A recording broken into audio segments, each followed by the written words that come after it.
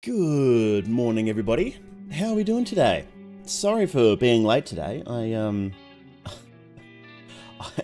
don't know. Either my alarm just didn't go off or I slept through it.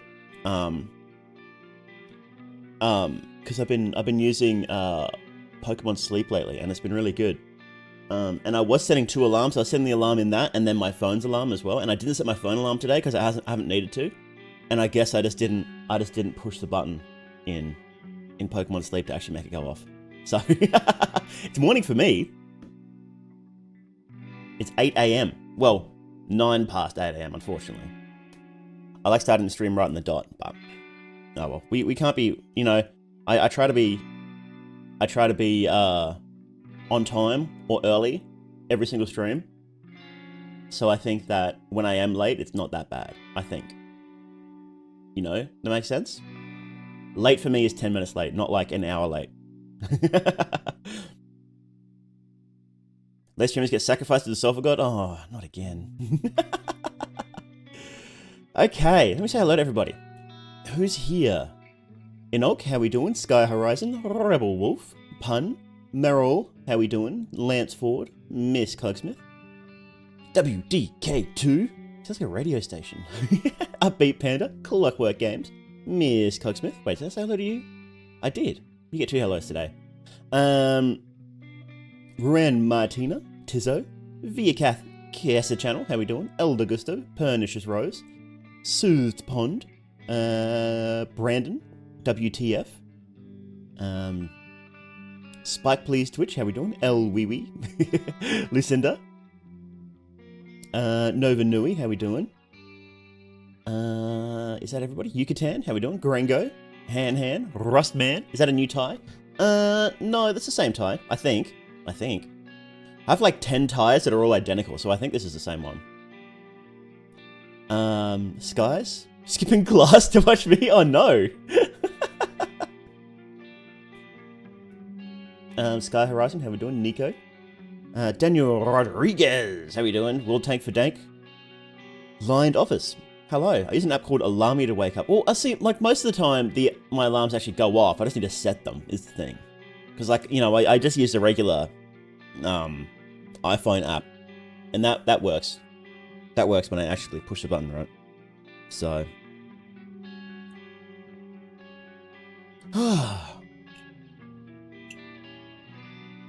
And Saria, how we doing? You always have a tie? This is a Mandela effect thing. I never actually had a tie before. I just had the top button undone. That was casual Friday Mal. Maybe I should get a casual Friday outfit where my tie is just loosened a little.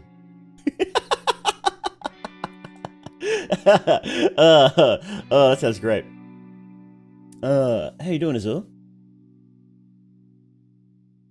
Oh, so sorry. Just let me wake up for a minute.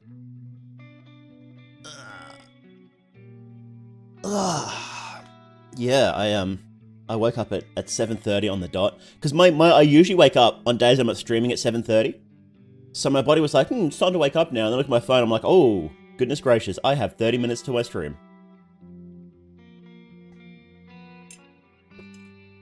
So I'm still a little congested. I might need to blow my nose before we actually get into stream again.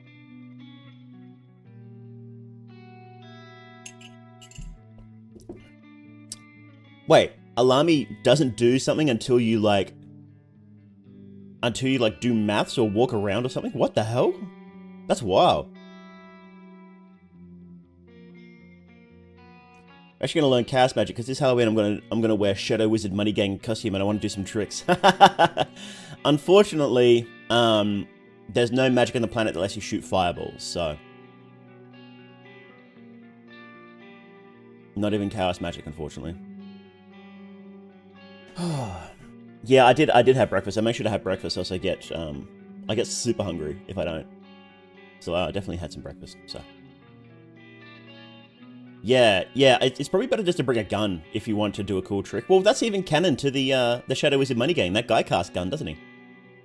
Is there a Discord to submit research topics? Okay, so how it works is when we need to pick a new topic, there will be a a Google form to submit, and then we pick the topics there. So that'll be posted. Oh, yo, Yucatan, thank you very much for membership. Really appreciate it.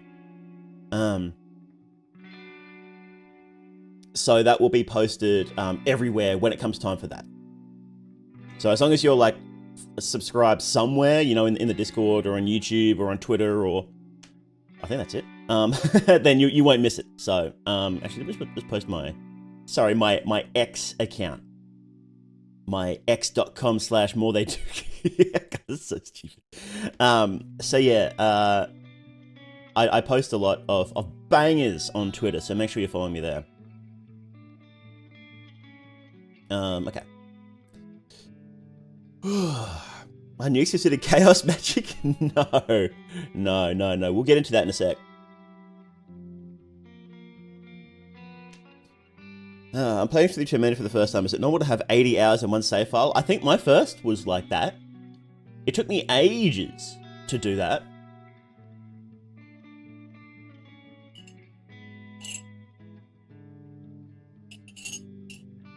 Twix account.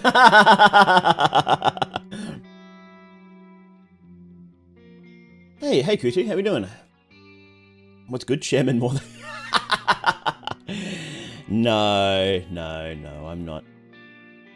I'm not Chairman Mao. I'm not that evil. Getting zucked by the horse in the woods. Oh yeah, that'll do it. You don't need to fight it. You don't actually need to fight it, so I just run past it.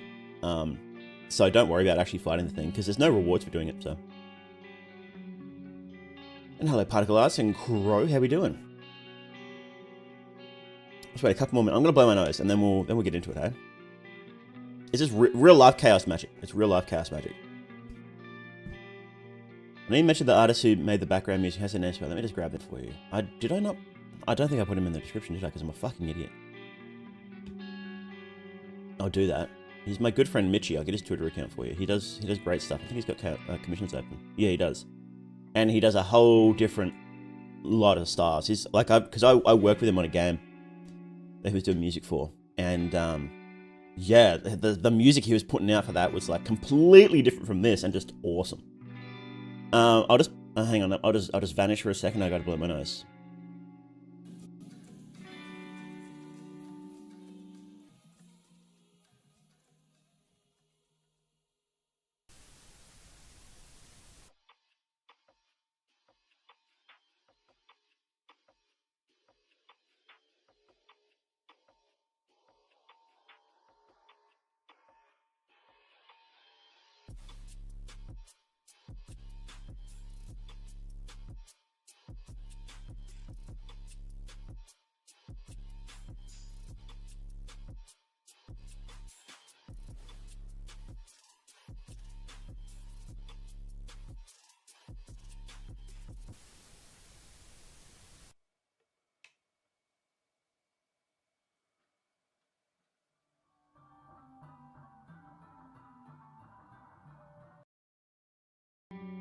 Okay, there we go. Yeah, usually because I'm up for like an hour and a half before a stream, I have time to clear out the congestion in my head before we actually start, because I've just been sick for a while now. Okay. I can't dodge him, I've got to bench some party members first. Well, see, the thing with the horse is that when it first charges in, it always charges in horizontally. So, when you hear it neigh or whinny, if you move up and then left, move up or down and then left, you'll almost certainly avoid him. So. Oh, hey, Knocker Up, how are you doing? Oh. Okay. Would Magic be his own genre of magic? I don't know. Do they do magic in the hood? I've never been. Hey, well, they just checking you from the analog TV you installed in the GameStop bathroom. Don't tell them about that. You prayed to Barry today. Have a beer for Barry. Hey, Fallen Angel, how you doing? Very Lord of the Flies. Oh, sick. I hope it's good. How you doing, B.O.? Okay. So, is this a boy magic or a girl magic? I think it would tend to be both. But there is a lot of, especially more modern ones, that does weave it in with a lot of the gender ideology. So I'm sure there are people who would go very feminist with it. So, hey, Poit from Croatia. What's Croatia like? I did some research after I discovered the stuff. It hit close to home with me. How about the rest of you? Well, it's very interesting. So we'll get into disclaimers soon. If it's Wiccan, girl magic. If it says pagan, it's boy magic. This is different again. They, them magic. Gift for the Dirk Green cannibalism is pretty cute. Yeah, it's great.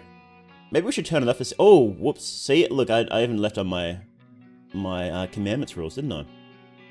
Hey, Juan, how you doing? Yo, Skelter, thank you so much for membership.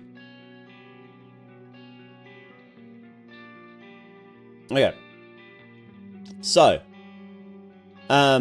yeah, so this month for Research Club, we're looking at Chaos Magic. So I thought we'd just have a quick overview So this is just a check-in, and it's just to make sure everybody is enjoying it so far. And I've looked into it already. I actually knew a fair bit about Chaos Magic beforehand anyway. So I knew this topic would be worth spending a month on. But usually these check-in streams are to make sure that everybody's enjoying it. There's enough to research about it. And if not, then we can change topics. But I don't think that's going to be the case here. Hey Ludenberg, this topic is interesting, but big group projects scare me, so I'll be lurking. Well, see, the thing is, it's not like everybody working together. It's everybody working side by side. So you don't actually have to do anything for the group project. It's just so we all look at it at the same time and then, you know, share what we've learned. And, you know, on these streams, we'll have a chat about it. Well, you know, I'll be leading the conversation, obviously, because that's my job as a streamer, but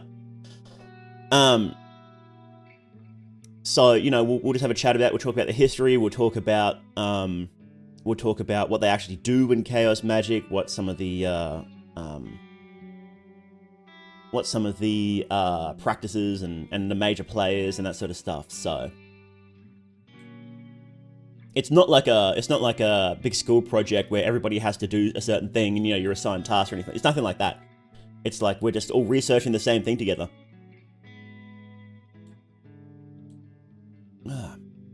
Are the eyes in the BG tracking your eyes or a continuous video? It's eyes that have floating behind me. They're looking around for me. Like a pigeon.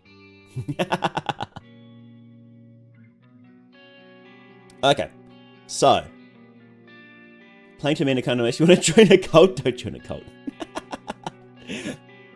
Any magic book can be Chaos Magic once you strip the religious, ritualistic aspect from it. Yeah, so that's the interesting thing, right? So Chaos Magic is a very...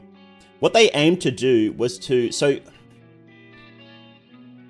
I guess to understand why Chaos Magic was important, you had to understand a little bit about other magical traditions beforehand. What are we learning about invocations? Well, actually, I think that's a little bit of part of Chaos Magic, but we'll talk about that later.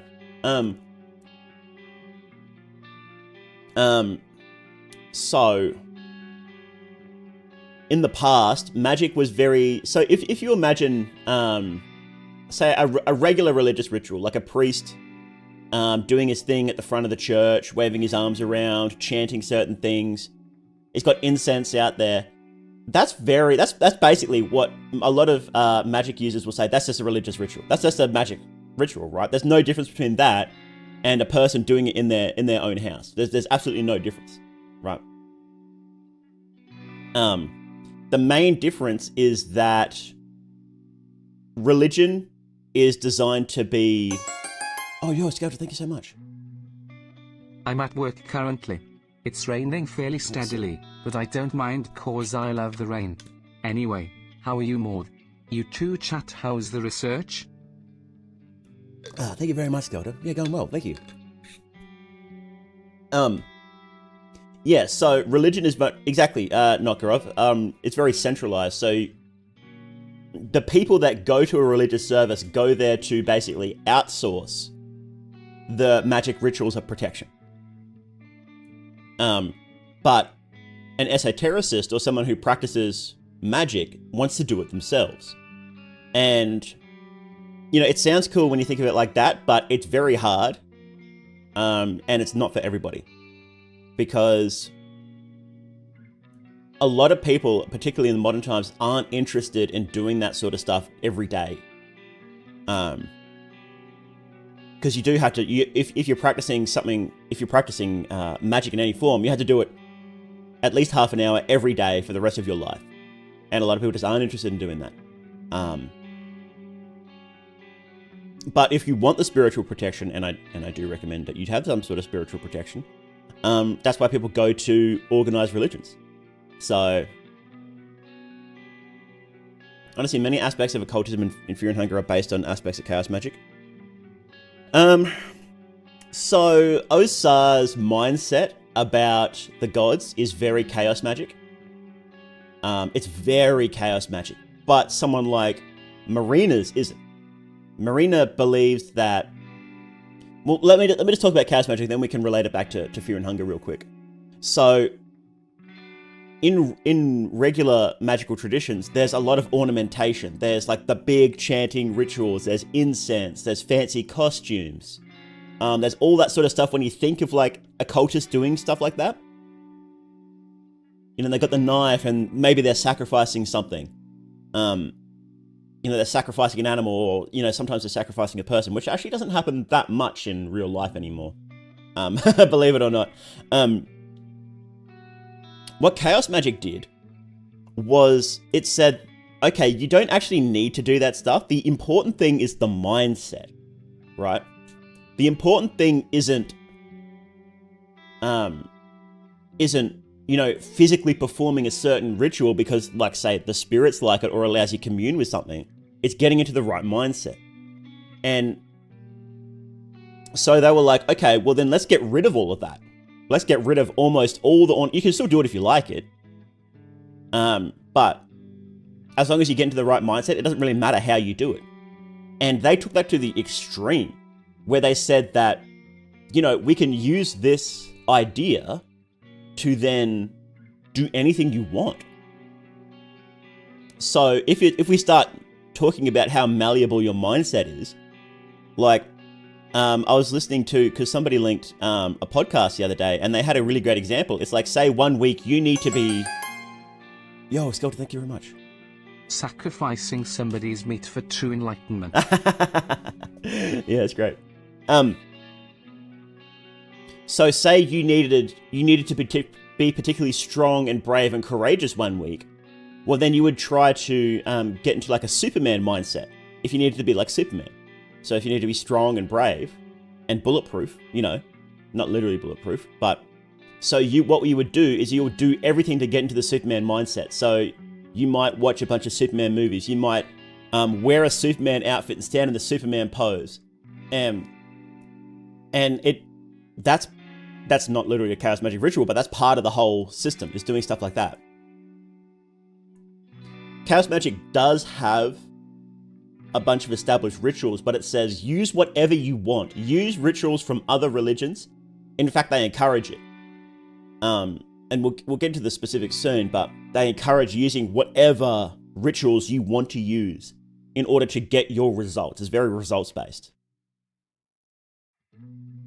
And it's very interesting. And then, so relating that back to... Oh, and chaos magic basically says that, yeah, all those gods and stuff, they're probably not real, but it doesn't matter if they are or not. Because all that matters is the results. So if those gods exist, we only care insofar as we get a specific result. That's how chaos magic works. Could someone do it unintentionally? Well, yeah, that's sort of the idea, is that they looked at how people were getting certain results, even when they're not magicians, and they're like, well, we could just do that and do it to the extreme. So, meme magic is a really interesting idea that does come up in chaos magic, and I'm sure we'll actually take a look at that throughout the month.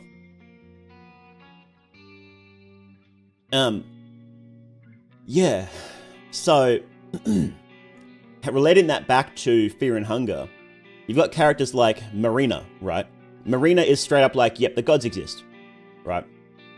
You know, I know there's certain things about the gods, you know, we worship Ulmir and this happens, we worship Grogroth and this happens, you know, and she straight up worships Grogroth as part of her studies because she can start with necromancy, right?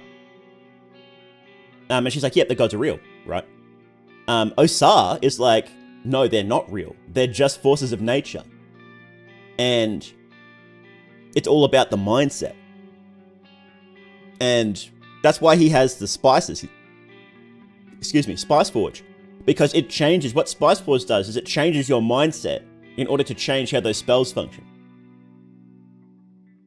I've got a chat with you at some point about occult. Sorry, hang on, this is being covered by YouTube. Occult stuff and practice about. Yeah, that'd be sick. We'll be talking about this in the Discord. So let me just post a link to the Discord in case you're not here.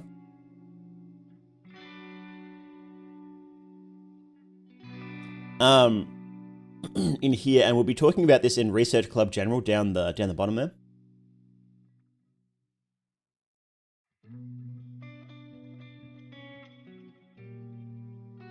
Osa's like a level above Marina. Yeah, it's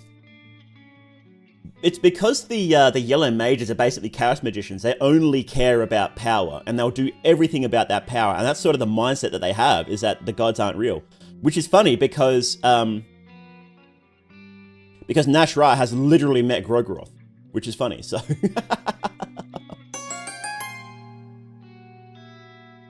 Got to turn that mindset into a grind set, Jimbo. yeah. But yeah, it's interesting. But yeah, he's basically saying that they're not physical entities like most people think of them as. They're just physical. They're just natural forces. Whereas Marina is like, no, they're both. And Marina is actually closer to the truth, as we know. But Osa ends up more stronger through that mindset. So it's interesting. It's like I liken it to how there are certain understandings of the world that are wrong, but they're still very useful. Like how the old system where we believed that the Earth was the center of the universe, it worked for a very long time. It didn't stop working for a very long time. And it did explain a lot about what was happening in the universe. You could use it to explain a lot of things. But obviously it ended up being wrong, and that's what Osa's mindset is like, because he thinks they're not actual entities. He thinks they're just, forces of nature. Gods are tangible. Maybe Osa means they aren't really divine. I haven't played Termini yet. He doesn't go a lot into it, but it's like a couple of specific lines he mentions about it, so.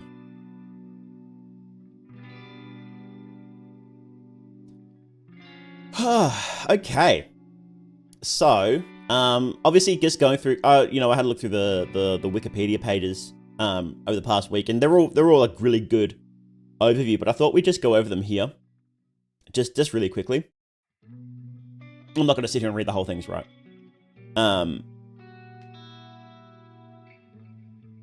And this stream isn't going to be a huge one, I think, because it is just a check-in, so. Idea that many of the practices are centered around projecting your will into the concepts to get the desired result. Yeah.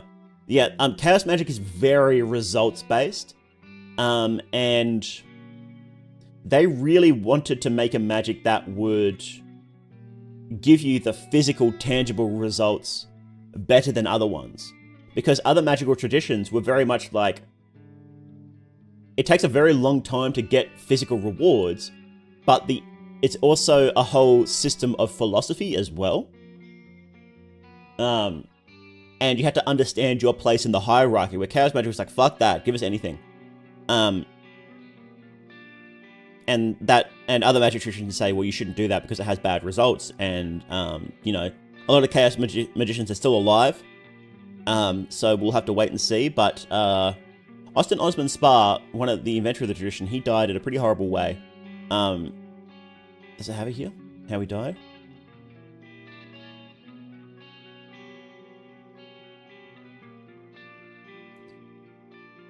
Yeah, his appendix burst and he suffered from anemia, bronchitis, gallstones, hypertension, and he was the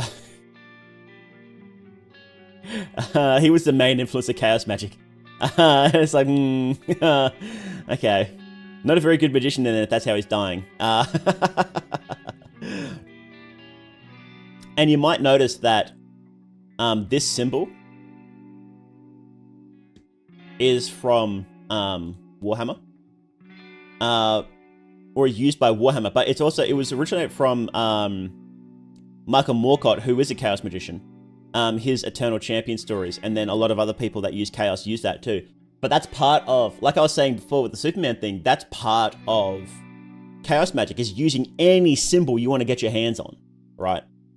It doesn't matter what the source is. If it means this certain thing, like, if you wanted to run really fast or really well, you might use the symbol from Nike shoes, the Nike tick, right? Because they have that whole brand about being excellent running shoes. So you might use that tick, and that will help you run better, right? So it doesn't matter what the source is, as long as it means a certain thing. Even brands, cartoons, movies, games. Like if you wanted to, become, strong, a powerful magician, if you could do an Osar ritual where you start dressing like Osar, and and start trying to channel Osar, because Osar is a powerful mage, you won't end up, casting fireballs and stuff like that, because that's just not how reality works. But you would be, Chaos Magic says, you will become better as a mage because of that. So, makes me wonder if Chaos Magic are in part responsible for shaping perspective of society, and perhaps may have played a role in the manifestation of aggregors or tulpas. Well, so what Chaos Magic says is that because this process, this tradition, the tradition of Chaos Magic strips away all ornamentation, it is the true magic that underlied all other magic, or rather a better way to access it, is what it's saying. And actually a lot of magic users do use a lot of ideas from it these days, but so if you ask them, they would say that yes, the ideas from Chaos Magic are the ones that have shaped society over the long term, but other people would say that no, it's actually my religion that did this. It comes back to the classic religious arguments for a lot of the time. Chaos Magic is just the most popular at the moment. In 100 years, it might be something completely different. So, what if becoming better as a magician entail in that case? So, in our world, magic can be simply defined as changing the world in accordance with will. Yo, boy Chaos, thank you very much for membership. Really appreciate it. Alright, breaks up. Have this last $5 for my interruptions. A tidy 14 backs or something. Use it to buy some Skittles or some rollers. Enjoy your day, see? Thank you very much, Goldie. Really appreciate it. So what that means is changing the world according to will is basically saying, I want this to happen. And, a simple example would be is I want more money. And then you can do Chaos Magic spells, and then, if you do it right and you believe that if you're in the right mindset, then you'll get more money. Chaos Magic is real and not something in funga. Chaos Magic is real, but it's not like throwing fireballs or casting black orb or stuff like that. Obviously, because if it was, then you'd know about it. It is all magic is basically just that, changing the world in accordance with will. So it's changing. So there's three things that you change, right? You change your own mindset, which is what old alchemy was about, by the way. It was changing your mindset, changing the minds of other people, or changing the mind of the world. Which, changing your own mindset means understanding your place in the hierarchy and understanding what you should want and what you should do. Basically, moral development. But also kind of trying to reach enlightenment and understanding the universe better. The classic sort of the forms of enlightenment that they talk about. Changing the minds of other people is, making other people do what you want. This is where it tends to get a bit messy, where people start having arguments about, left-hand path, right-hand path, good magic, bad magic, that sort of thing. And then changing the mind of the world is making other stuff happen that you want to happen. Chaos Magic is definitely a big part of propaganda. That's where meme magic starts coming in, and that's what the Nazis were really good at. Probably on the differences between inner and outer alchemy more they. I do want to try to focus on Chaos Magic. If that comes up, yeah. But because Chaos Magic is already really big, it might come up. Mysticizing human interaction. No, this is like an extra layer. It's not just like humans interacting is just straight up magic. It's like, well, no, it's a bit more than that. So, hey, Zezan, how we doing? And I'm not doing it. I'm talking about what Chaos Magic and magic in general talks about. So, magic recently been a popular subject. Yes. People turn to magic when they feel the world is out of their control. They turn to magic and religion, which is why there's been a big resurgence in magic and religion recently. So, biggest thing that separates chaos magic from others is that nothing is true, everything is permitted. If you get your results, it was the right spell. Exactly, yeah. It's just straight up using everything you can to get a certain result. So, do you have a semen retention and its magical effects? Well, that actually comes up. That will actually come up. Retention? Maybe not retention, but the opposite. Explain a little bit about propaganda and chaos magic. From what I understand, it's like programming oneself and others to get results. That's the connection. Yeah, it's basically, it's that simple, right? It's, I don't think that the Nazis, because I don't think chaos magic wasn't a thing back when the Nazis were kicking around, but they used magical, we don't know a lot of specifics because a lot of that got lost and the people died that were doing it. But they were definitely using some form of magic, the physical form of which was their excellent propaganda. Their excellent propaganda that led them to steamroll at the start of the war. So Laura, reason why FNAF is in this discussion? Is there FNAF in this discussion?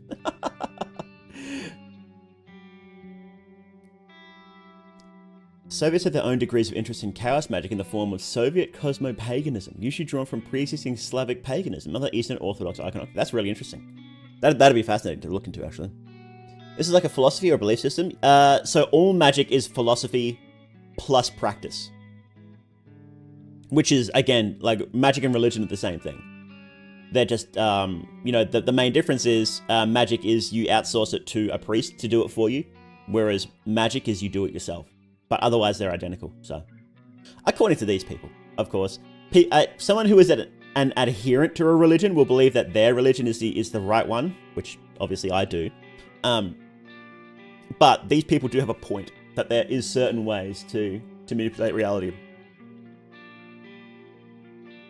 And at this point, I should bring up that I do stress to don't actually do this.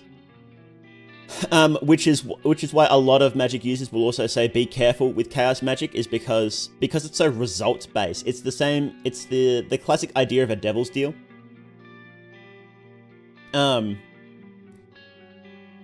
Where you'll get what you want, but the cost will be bigger than you realize. So, hey, Spike, please, thank you very much.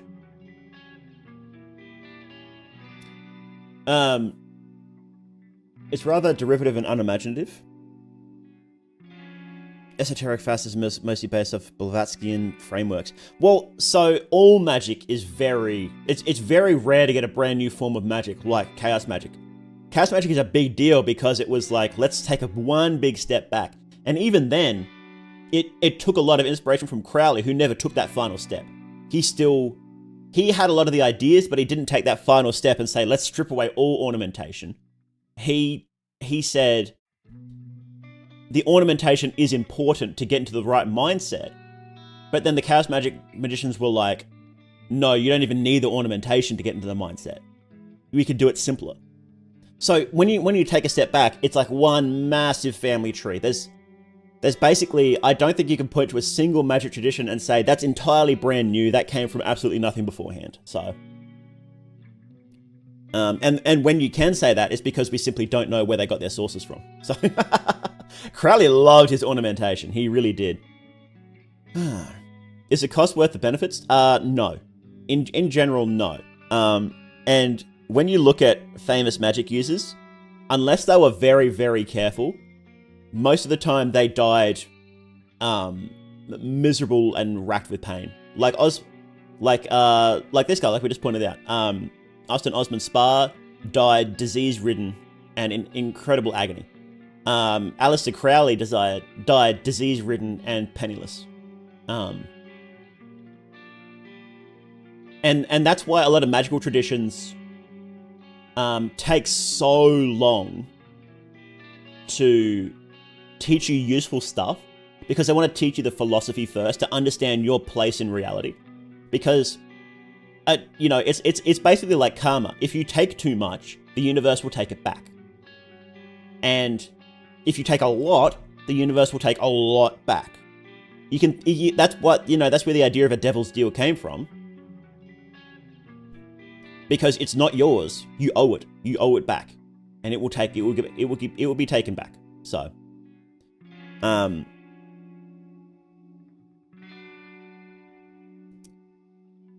yeah, I do recommend being very, very careful when actually, if you want to practice this, I would recommend not practicing it. I think it's just interesting to understand a lot of ideas about how everything works. But you have to be very careful because you're not just playing with your life here. You're playing with your soul, and that can be very dangerous. So if something sounds too good to be true, it is. Just always, it is. You don't get anything for free in this world. You don't get anything for free. You have to remember that. Full Metal Alchemist. Yeah, exactly. What do they call it? Equivalent exchange. You will pay the bill eventually. So. Wiccans would advise you cast a protection spell. So that's what a lot of magic traditions do, is they have protection spells. And that's basically the first thing you learn is protection spell. It's like the very first thing. And I believe chaos magic doesn't really have anything like that. And there was one chaos magician that, oh, here we go. So very specifically, Alan Chapman, while praising chaos magic for breathing new life into Western occultism, thereby saving it from being lost behind a wall of overly complex symbolism and antiquated morality, has also criticized chaos magic for its lack of initiatory knowledge, i.e., teachings that cannot be learned from books and must be transmitted orally or demonstrated. And that is basically, saying all the newbie stuff. It's like there's a reason that they have all that, right? So.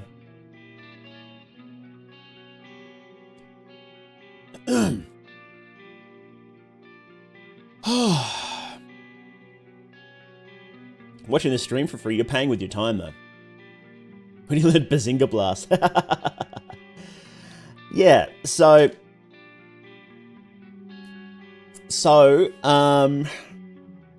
let's see. Let's talk about sigils. Sigils are one of the most important parts of chaos magic. And that came from the progenitor, the grandfather of chaos magic, Austin Osman Spar. And what you do is you create a sigil. There's a few kinds of sigils. Do they talk about it here? Well, the most basic one is writing down a word, taking certain letters from the word, and then combining it into a sigil, like here. Like this is made up of letters. And nobody else knows what that means except you. And then you charge that symbol, and then try to forget it. And, it could be like, you could write a sentence like, I want money, right? And then you take one letter from each of those words. And let's just draw it out, hey? So this is an example of how you might do this. You can, and again, because it's chaos magic, you can do it any way you want. But this is an example of how you might.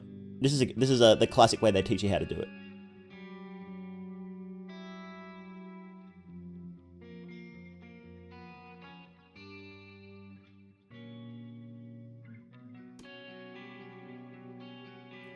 Okay, so say you want money, right? And you write,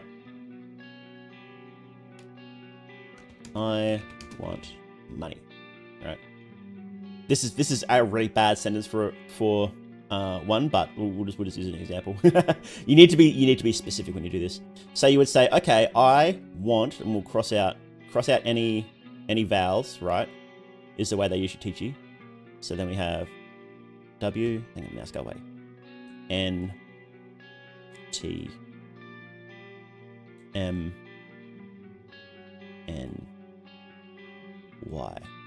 Then we cross out any doubles, so we don't need that one. We actually are a cult. No, I'm just teaching you how to do a sigil. And then we have the leftover one, so W, N, T, M, Y, and then we make a sigil out of that. And it can be like, W, and then we go like T, and then maybe an M, and then Y, and then what's left? N. And there's our sigil. right? And so this is our sigil for I want money. And you can do it any way you want. I used to draw a couple. So, you know, I'd do a couple of practice ones to see if I liked them. You know.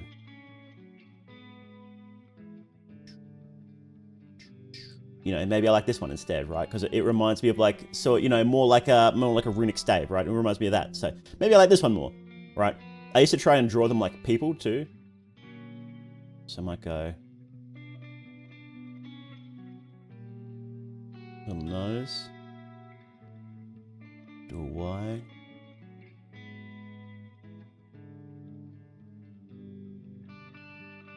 and that's kind of a H. Whatever, you know, you might do that one. Oh, you can't even see that one. That's fine. Say I want my art to have a power to move people to tears because I designed a sigil for that. Yes, so you would say, so what you would do is you would go, so you'd write out, you know, I want emotional reactions to my art.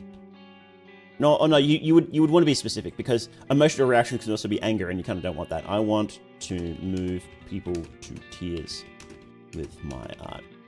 And then you would do the same process. Get rid of vowels. I'm not going to do this whole thing because there's a lot of letters. Get rid of vowels, you know. Get rid of doubles, so you have W, N, T. We got get rid of the T, got M, V. Get rid of one of the P's. You know, and then when you have the letters left, then you go through the whole process again. So, can you paint those sigils on paper? Has to be some. It can be any material you want. It is better to do it physical because the act of drawing it helps you get into that mindset. But you can literally just do it on your phone if you want. You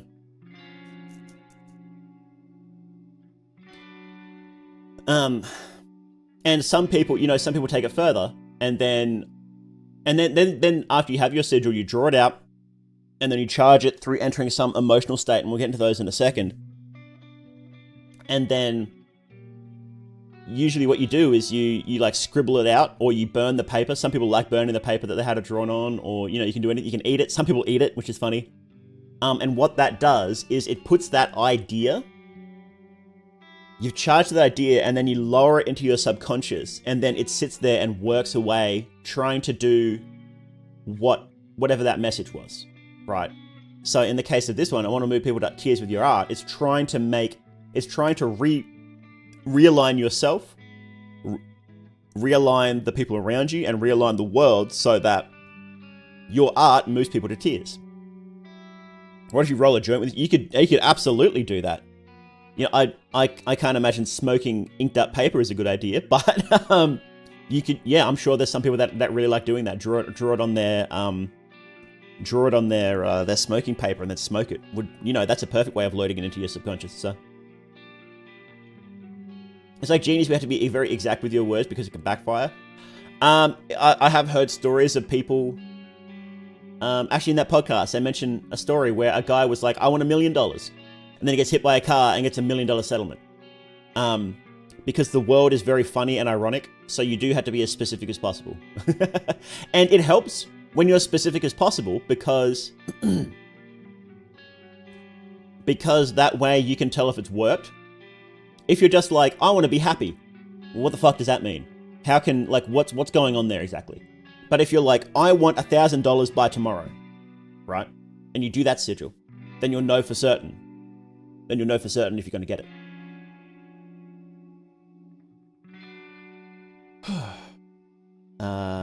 If I know what the sigil means, it doesn't work? No, it's just a way to load that message into your subconscious. So, you're in this method, you're never going to understand what somebody else's sigil means, because it's not the point. The sigil isn't for you. This sigil is only for you to do it. So. What's the difference between chaos magic and manifestations? Well, manifestations is a very old system. So if you've heard of, for everybody else, if you've heard of, The Secret was a big one. if you heard of The Secret, where if you think about what you want and you get into the right mindset, if you think about getting $1 million and you are very happy when you do it, eventually you'll get it. That's what The Secret says. And that's a very old thing, but that's very similar to Chaos Magic. But that's super old, so. You tried it yourself? I have, yes. Chaos Magic didn't really work very well for me.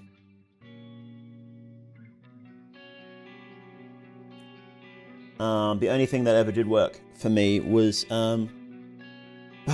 praying to God and Jesus, funnily enough. I am a results-based religious person.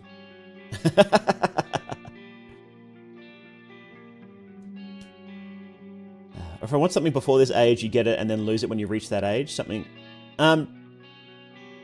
it's not like full genie's monkey's paw thing, but you do have to be precise because it can fuck you over. So, curious about your results. Well, I tried. I still have my book here. Hang on, let me just grab this. Yeah, one sec. I had to put my headphones out.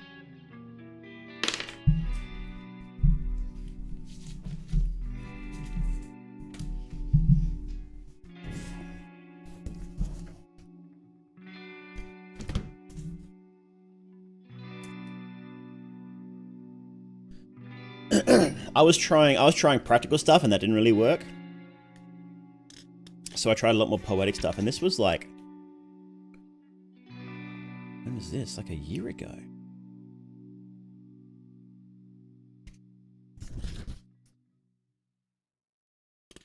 So I did stuff like, I will earn a lot of money. Wealth comes to me. I have $10,000. You know what I think my issue was? I didn't put a time limit on this, so. I have strong willpower. I have a stream of income. I guess I did get a stream of income. And I did get money, didn't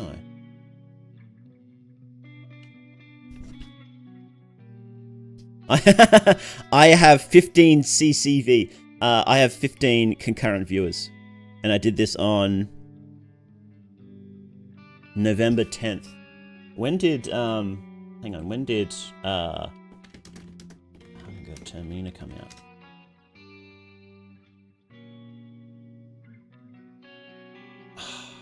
Fuck off, Steam.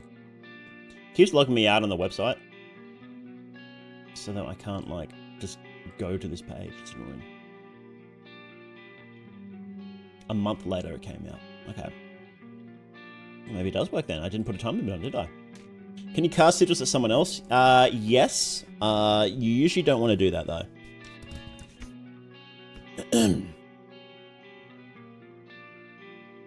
I have strong willpower. Well, I didn't get that one.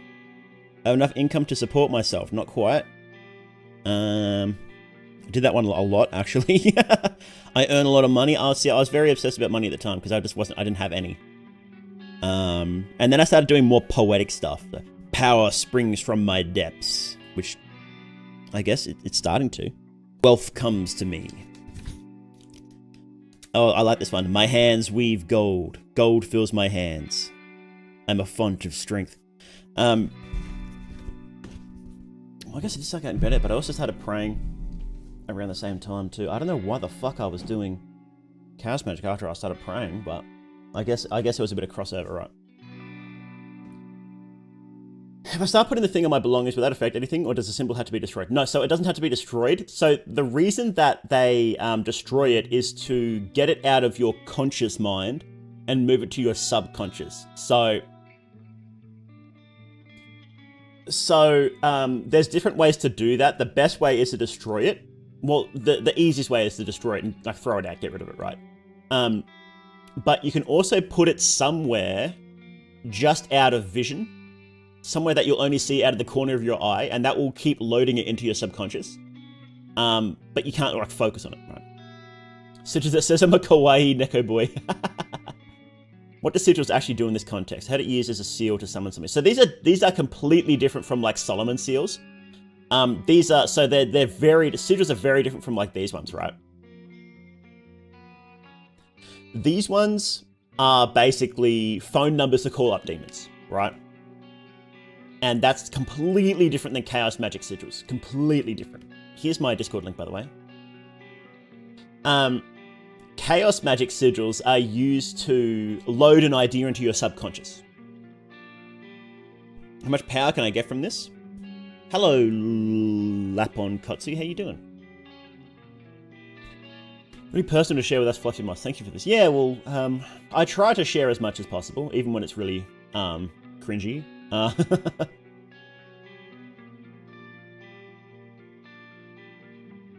Yeah, I was for a while there, because before Termina came out, I was, really struggling as a streamer and a content creator. And I'm very blessed that Termina came out when it did. I'm very blessed to have you guys because of that. Without Termina, I literally would not be here right now. I don't know what I'd be doing.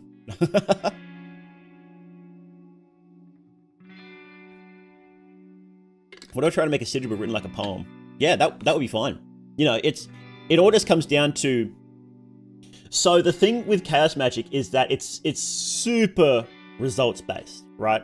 So what you want to do, not what you want to do, what they do is they do a sigil, right? So you'd follow it based on exactly what they say, right? Follow the exact instructions. Try it out.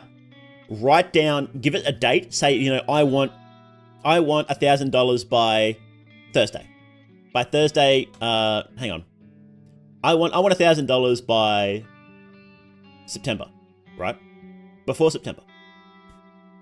And you would do the sigil and charge it, and then write down what you asked for, write down the dates, write down the in like a magician's notebook, because you need to have a journal, right? You need to journal all this stuff. And then just keep track of it and say, did I get this? No. Okay, well then I'm not going to do the sigil this way then, or I'll change something next time. Whoops. So it's very experimental magic and it's very practical. And then, if for whatever reason sigil magic doesn't work for you, we can go, well, okay, well, I'll try this other practice then. So, I'll try, maybe I want to try this practice from Wicca, this specific practice from Wicca, I want to try that. And maybe I want to try this specific prayer from Christianity, I'll try that. Maybe I want to try this certain thing from here, and Chaos Magic is about just taking whatever you think works. And then, do exactly the same thing. In my specific example, I prayed to God for mental ease and for success, or rather the strength to become successful. And, it was almost an overnight change for me, like nothing else ever. And so that's why I was like, oh, okay, well, there's something here, obviously.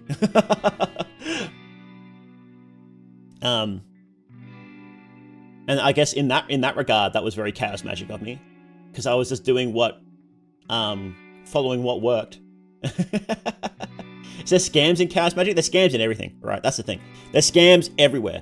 If something sounds too good to be true, it is, especially in Magic. But thankfully, there is a lot of free resources now, and I will actually link. So after this, what I'm going to do is in the Discord, it's a Research Club resources, I'm going to link some stuff. There's a website there that has a bunch of free old books from different traditions. And if somebody tells you that they're going to solve all your problems overnight, they're lying. Just straight up. Just it's the same with everything. Then nobody's going to solve your problems overnight. If someone tells you they're going to reveal the secrets of the ancient sages, they're lying. Because those secrets of the ancient sages are online for free right now. There are scams everywhere, right? You don't need to pay. The only thing you need to pay for in Magic is somebody's time, right? So if you want someone to mentor you, then you would expect to pay for their time. But the actual practices are online for free everywhere. There are no secret practices that unlock the secret hidden meaning of the world that you can't get somewhere for free. So it just takes time, is the thing. There is no one ritual or spell that is going to instantly make you an enlightened sage. It takes years of dedicated practice, like decades of dedicated practice. So, if somebody tells you they can do it overnight, it's scam. It's straight up scam. So you weren't raised Christian? No, I wasn't. Well, I'm a demon. Well, I guess technically I was if I was a demon, right? And then we rebelled, then we got cast down, and that was fun, but I'm over it now, so. Question, why is it called chaos magic if it sounds like to be as orderly as possible? Because there's a few reasons for that. It's designed to embody the chaos of the universe, but also from the practical reason is that every other magic tradition is very strict, and it's like, you have to do this, this, and this. And Chaos Magic is like, do whatever you want. You know, that ritual looks fun, do it. This ritual looks fun, do it. That prayer looks fun, do that. Doesn't matter where it's from, doesn't matter what order you do it in, just do it. If it looks fun, just do it. So. Anyone interested in a philosophical argument style read on Chaos Magic? I reckon, oh, I'll take a look at that.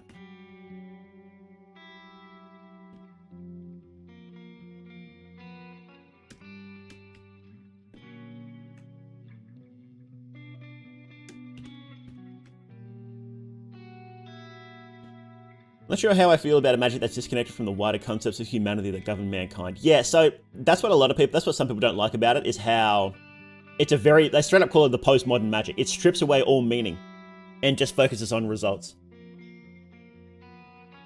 And a lot of the people, because it's still relatively young, it's still very young. I don't think it's even 100 years old yet. We don't know the long-term effects of following a religious system like that yet, but there's some very interesting concepts coming up, like the concept of a hyper sigil. So a hyper sigil is something that is like a brand. So like the McDonald's arches, right?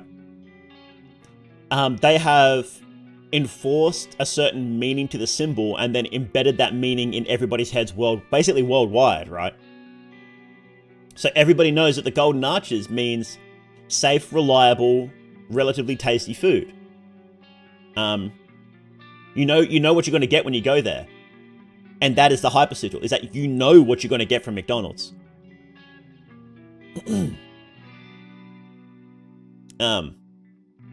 And hyper sigils are, brands are hyper sigils, and it's pretty interesting stuff. And that's straight from Chaos Magic. And so that's like researching this stuff I think is interesting, because you can see how these ideas relate to our everyday life. So do what thou wilt. Yeah. Said earlier that Chaos Magic, once you started, you need to do it daily. Why is that? It's because you just need to practice a lot. So you don't physically have to do it literally every day, right? But you're not going to get anywhere unless you practice daily. It's the same as everything else, right? You need to practice every day. You want to get better at drawing? Practice every day. You want to make videos? Practice every day. You want to be a good streamer? Practice every day.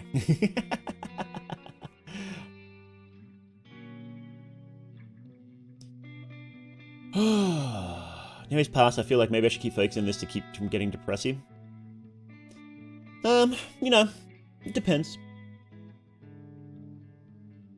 It depends if you're using that as like a distraction or you're actually dealing with the emotions. Like, I don't know what you're going through, right? But I know that I personally have a tendency to try and distract myself rather than deal with stuff, so. Interesting to hear magic spoken of this way. I've only ever considered it the realm of outcasts. And flashy fireball style fantasy. Yeah, look, that's pretty normal, right? I take it very seriously. I always have. I've done a lot of talks and stuff about magic on my channel. I shouldn't have, because I didn't know as much as I thought I did, but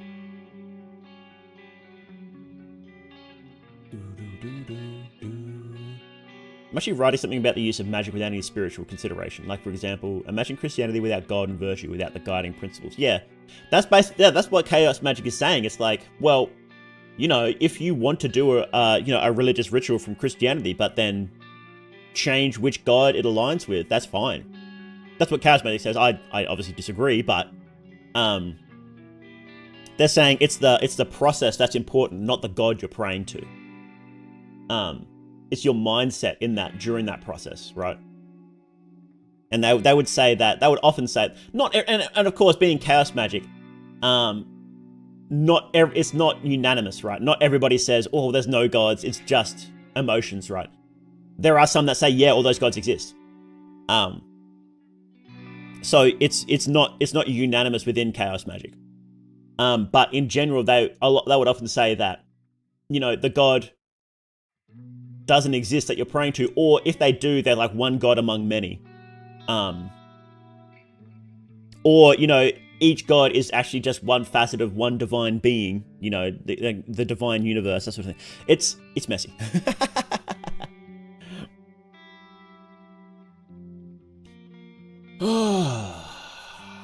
Hey, Paul Gross, how you doing?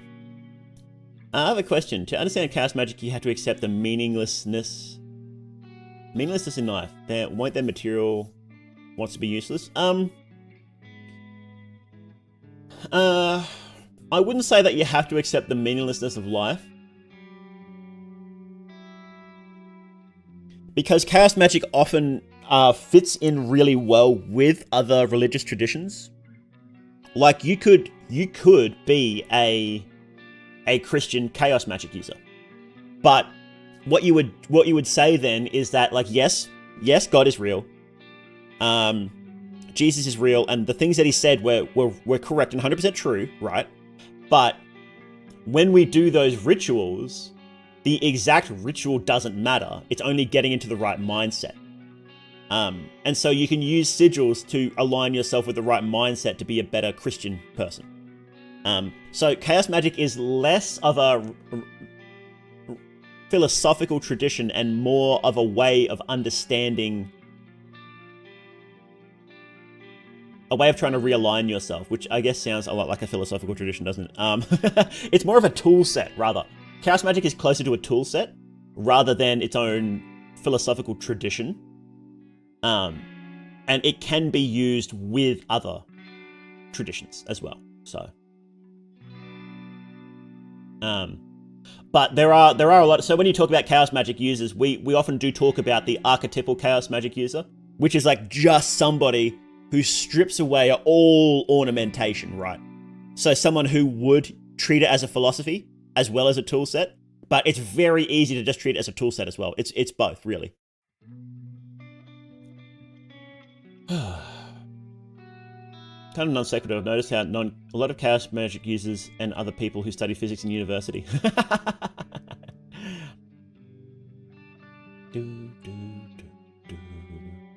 A spiritual deficit. Yeah, that sort of is inherent in it, but I think that's because it's not trying to be a philosophical. It's a full philosophy. It's sort of like postmodernism. How postmodernism stripped away everything as much as possible. That's what chaos magic did. But then it just didn't try to rebuild it back up. But there's no reason why you couldn't do that. I think you would have to be very careful with it. I think you would have to be very careful with that idea. Because then you are just left very hollow, aren't you? So, yes, actually, we were going to get to that. We've just been chatting a bit. Yes, tulpas are under chaos magic. So, but tulpas didn't come from chaos magic, but their chaos magic sort of expanded upon it. So, Christian chaos magic is literally just a bunch of empty scrolls and a quill with a fungal wiki tab open. Okay, so let's talk about servitors and tulpas and such. So, one of the core ideas of chaos magic is, so remember when we talked about the sigil, how we talked about pushing the sigil down into your subconscious in order so it just keeps doing something in the background. When you make it bigger, what that does is it transforms it from, it's basically a sliding scale, right? It goes from sigil to servitor, which you might think of as a tulpa. A tulpa is like a really extreme version of it, right? So a sigil, you tell it to do something and it just does it, right? A servitor is something that has a lot more energy to it, and it theoretically can start making its own decisions. So it's a bit more like a computer program you've pushed into the background. And a tulpa is something that has its own personality, and it's all within your head. It's all within the subconscious. And the tulpa is the most extreme example. It's another personality inside your head. Very dangerous stuff. Made a friendly teacher tulpa and absolutely kicked my ass after finally having a nice mental cared about my education. Yeah, it's so dangerous though. There's so many horror stories about it, and it's something that I would just never do, I think.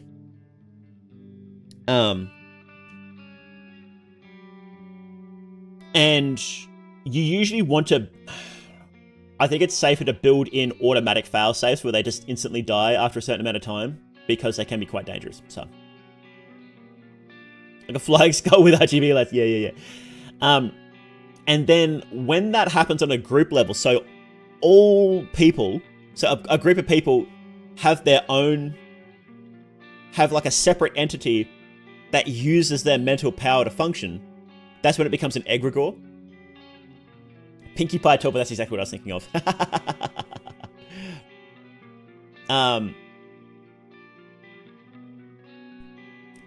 And so that's when you start getting really weird ideas in... So when you start talking about meme magic, so people said that, and I won't really go into this much because it's very political, but people said that Donald Trump getting elected was meme magic, and that's part of an egregore of people that wanted to shitpost online, and that helped him get elected, allegedly. But on social media, you'll see these egregores pulse and churn like an ocean, right, in the middle of a storm, where different ideas will pop up and seemingly have a mind of their own before vanishing. But some of them get very successful. So I'm sure you can come up with examples of massive social trends that seemingly appear out of nowhere, and they seem to be entirely fueled by people getting mad online. Social media is basically a big egregore machine, so... and then god forms, which are even stronger again. I don't actually know much about god forms. Egregores. Let's go here. So, it's an esoteric concept representing a non-physical entity that arises from the collective thoughts of a distinct group of people. Let's see, is F specifically... Yeah.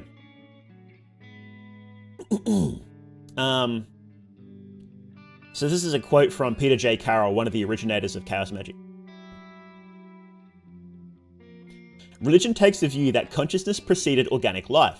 Supposedly there were gods, angelic forces, titans, and demons setting the scene before material life developed. Science takes the opposite view and considers that much organic evolution occurred before the phenomenon of consciousness appeared. So like plants, amoebas, that sort of stuff existed before consciousness. That's what science thinks. Magic, which has given more attention to the quality of consciousness itself, takes an alternative view and concludes that organic and psychic forms evolved synchronously, so at the same time. As organic development occurs, a psychic field is generated which feeds back into the organic forms. Thus, each species of living being has its own psychic form or magical essence. So basically there's like a psychosphere, a psychic field surrounding any living beings. And they're called egregores, right? So these egregores may occasionally be felt as a presence or even glimpsed in the form of the species they watch over. Those who have perceived the human egregore usually describe it as God. Magicians consider that all life on this world contributes to, and depends on, a vast composite egregore which has variously been known as the Great Mother, the Anima Mundi, the Great Archon, the Devil, Pan, and Baphomet. The New Sphere, yeah, that sort of stuff. Growth forms are just big egregores that have a back and forth relationship with the group. Ah, there you go.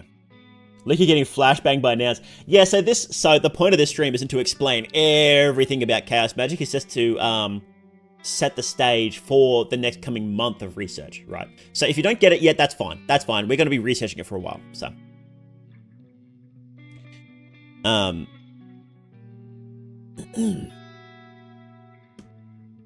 so this is all pretty interesting stuff. The egregore theories are pretty cool.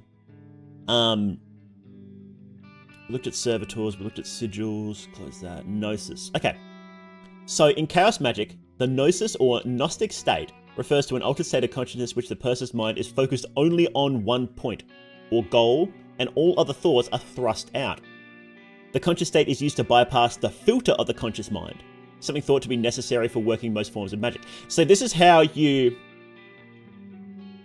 Entering the Gnostic state is how you jam a sigil that you've written, like the one we wrote before, how you jam that into your subconscious and go past your conscious mind. And so if you don't destroy the sigil and you keep thinking about it, that undoes the process because you're not in the Gnostic state anymore, and it's sort of, you're trying to go through the normal means which don't work. So there's a few ways to reaching the Gnostic state. I guess there's three main ways of entering it. There's inhibitory, which is meditation or trance or, hypnotized. So is OBE a part of chaos magic? What's OBE? And that's the classic one where, people meditate for ages, right?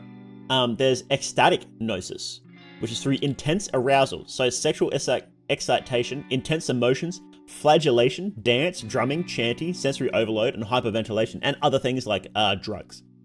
Out-of-body experience. Well, so the thing about chaos magic is that if you find out-of-body experience useful, then you can use it. But chaos magic itself is more of a very stripped down tool set that includes using whatever you can find. So and I guess indifferent vacuity. Here the intended spell is cast parenthetically, so it does not raise much thought to suppress. That's weird. I haven't heard about that. That'd be something interesting to look into.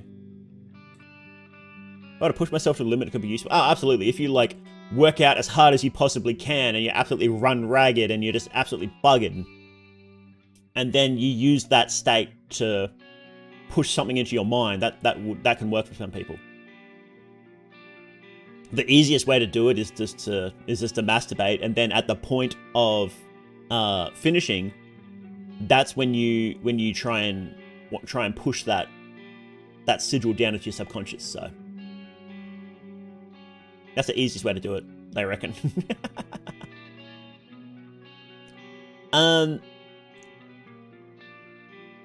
So synchro mysticism. Is this on Twitch? No, we're not on Twitch. We're just on YouTube. So runner's high, ultra state gnosis. Exactly. Yeah. Don't really need to talk about that. And yeah, two of the main people were Austin Osman Spar, who was sort of the grandfather of it. He didn't have something called chaos magic specifically, but he did develop the theory of sigils that chaos magic uses. So,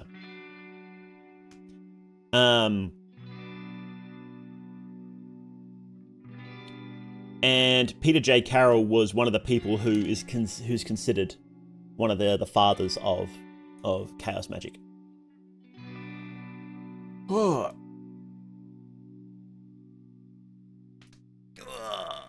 Yeah, Spare was an artist. He did some cool art. So,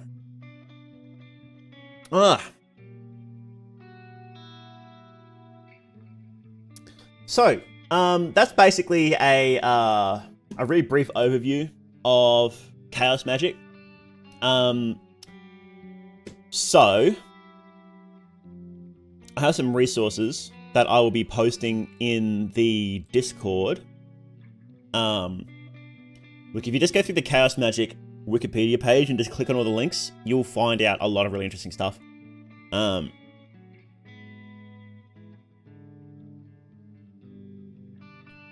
We summoning something? No, we're not summoning something. How could one charge their sigils? Does doing it in some way should also have some symbolism? If that symbolism helps you, then yeah. If you like a ritualistic dance, like Wicca has a lot of that sort of stuff.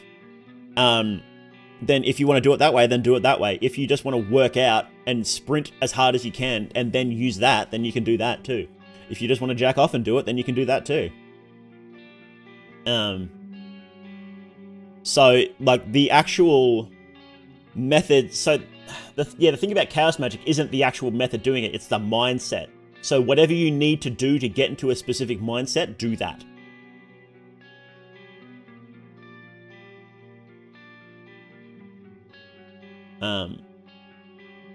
Which is why chaos magic is so interesting. It probably would have been a bit more useful for us to look at regular magical traditions before chaos magic to really understand why chaos magic was such a big deal, but that's okay. Chaos magic is still a massive part of our society anyway, so. Please don't do this with care. Minus for yeah, please be careful. If you do want to do this, I would recommend being very, very careful. I would recommend not doing it straight up, but if you do, I would recommend being very careful.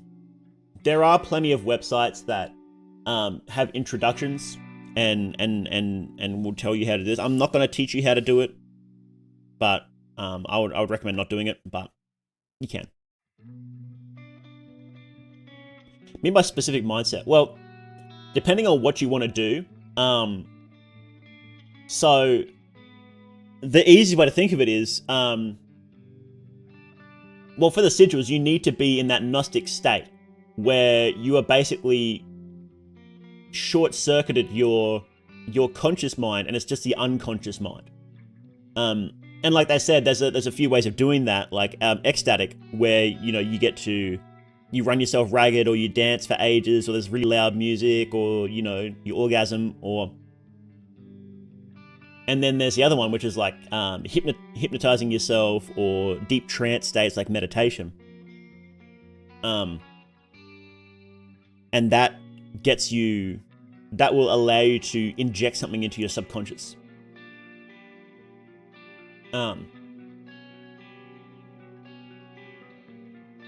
But it depends on exactly what you're doing when what you're saying mindset, right? Orgasm is in post-nut clarity. Just no, the moment of orgasm is when you want to do it. End of the day, it comes down to finding your avenue of power and security meant for you as an individual. Trying to force something will work, never pay off. Exactly, yeah. Yeah. Okay. So, did anybody have any questions? So, are we all confident that this would be something good to research for the next, I don't know, month or so?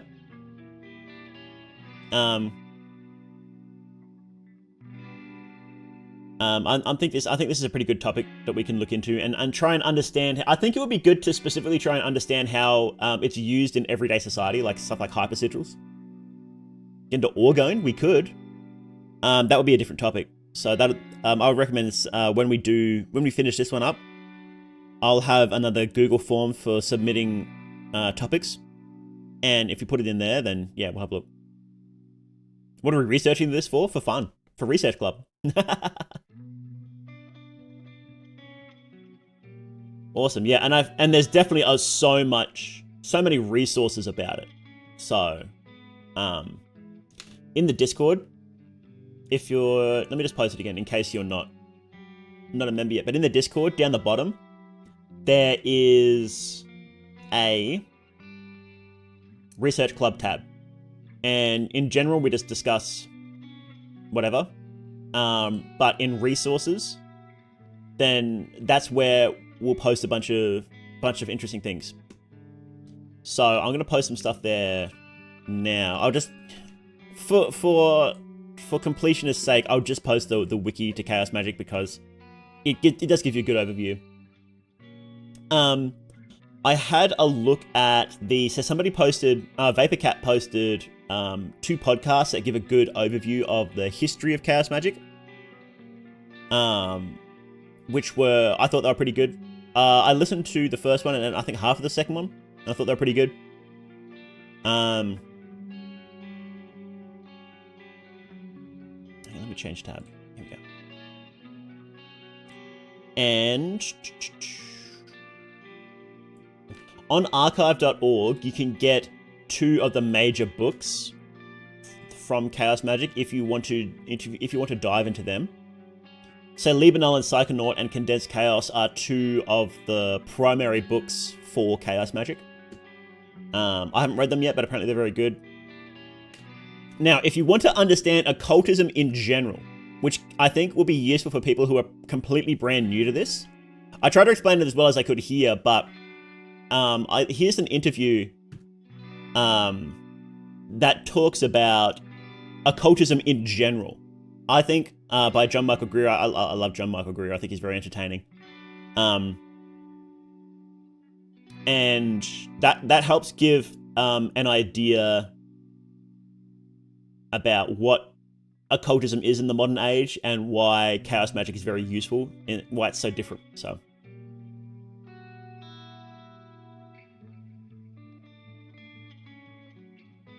Hey, the guy that mentioned the chaos magic video of Esoterica is here. Please put it in the Discord. Oh, yes. Yes,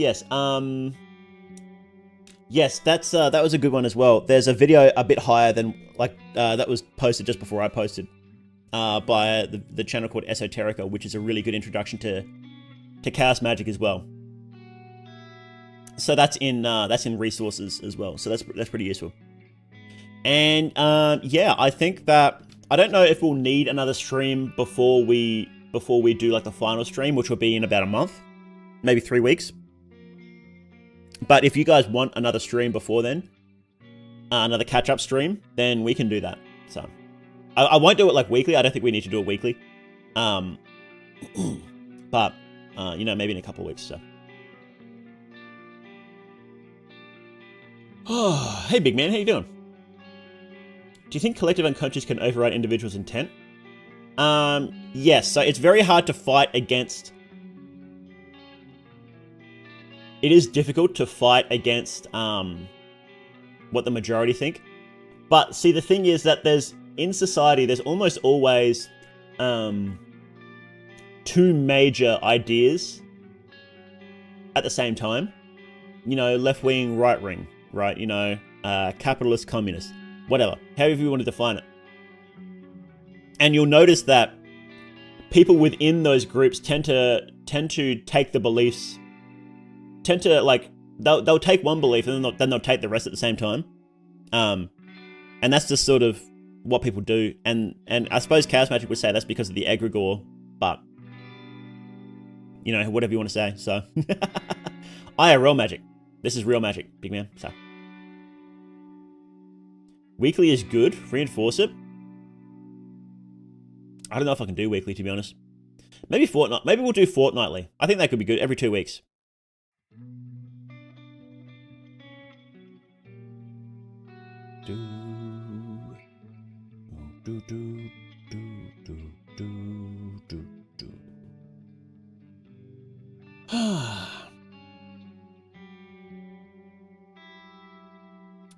What mask should we wear for our cult? No, we're not making a cult. Alright, so did anybody else have any questions? Because if not, we might wrap it. This is only going to be a short stream anyway, so just a quick check-in. So anybody have any questions before any issues, any questions about Research Club in general?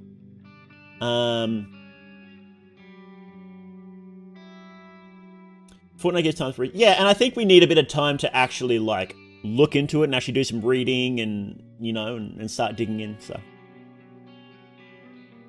Equigor's not so much as a deity, is sort of a powerful tulpa. Yeah. When is the next stream for this? It wouldn't be next week, probably the week after then if we're going to do fortnightly. I think that'd be good, yeah. Oh, what about Eris? I see a lot of Chaos Magicians worship her. Any commentary there? Well, she is the god of Discord, right? So I think it's just sort of trying to channel that chaos in general. It's sort of like, well, she is the classic chaos, form of chaos, and I'm a chaos magician, so it's useful to try and channel her, so. Explain more about the egregore? Kind of lost on the concept. No. Look, I don't know enough right now to explain more than I already have, so I think we just need to do a bit of research ourselves and have a look into it. Because I'm not a massive master of this. The point is for me to look into this too, right? I just knew a bit more than, I'm not going in completely blind because I already did know a bit about chaos magic. But I'm still not super well versed in it, so. You come to my house if I give you $3.82. It depends. Is your house like right down the road? Otherwise, you had to pay for a plane ticket.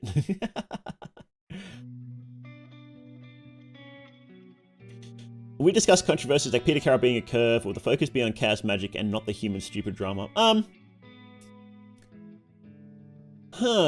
Good question. Probably focus less on individuals. If it's important, it might come up. We'll just see how interesting it is. If it's interesting, sure, we can discuss it, but probably more chaos magic itself, yeah. Rather than the people.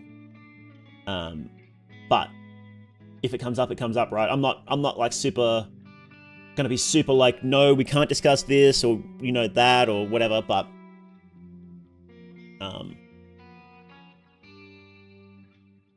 the only rule will be as long as it's not going to start some annoying fight because it's like, oh, if it's like, oh, this guy's a Republican, so he's bad, or this guy's a communist, so he's bad. It's like, oh, I don't want to discuss that, right? But yeah, if him being a predator is important in the grand scheme of things, which it could be, I don't know yet, right? It could be. Then I think it's worth talking about. So. Will there be streams for Fungalore? There have been in the past, yes. I did one not long ago, so we probably won't do one for a little while, but I'm always happy to answer Fungalore questions during streams, so.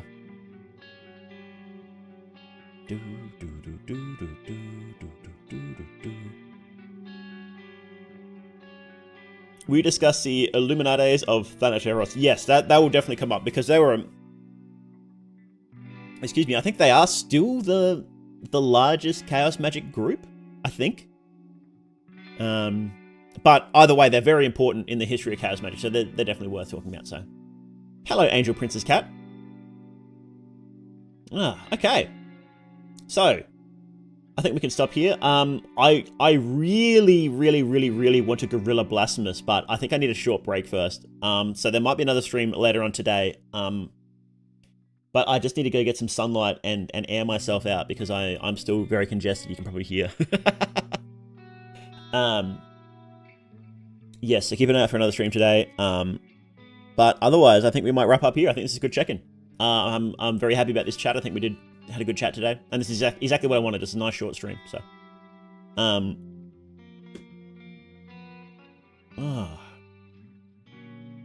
Okay. So thank you all very much for coming in. Really appreciate it. And yes, if not today, then I will see you on Thursday for Blasphemous as well. Actually, I'm just so keen to finish Blasphemous. Okay. Thank you all guys, and I'll see you later.